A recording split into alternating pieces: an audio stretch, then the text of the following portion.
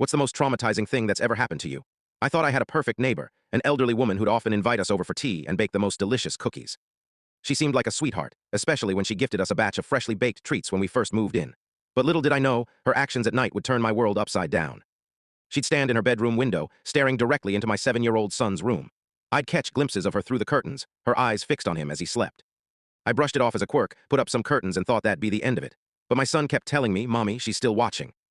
I checked and there she was, pressed against her window in her nightgown. When I confronted her, she just smiled and said she was keeping my little angel safe. She'd leave notes and cookies on our porch, addressed to my angel.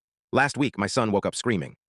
She was in our backyard trying to open his window. When I yelled at her, she smiled and waved, holding up a small action figure that looked just like him. That was when I called the police. What they found was beyond my worst nightmares. Her house was filled with photos of my son sleeping, hundreds of them. But the worst part? In her attic, they found a small bed, decorated exactly like my son's room, with a doll that looked just like him. The police discovered she'd lost her grandson to illness a year ago, a little boy who looked identical to mine. She'd convinced herself my child was his reincarnation. Her journals spoke of their future together once she brought her angel home. She's getting help now, but we're moving away next week.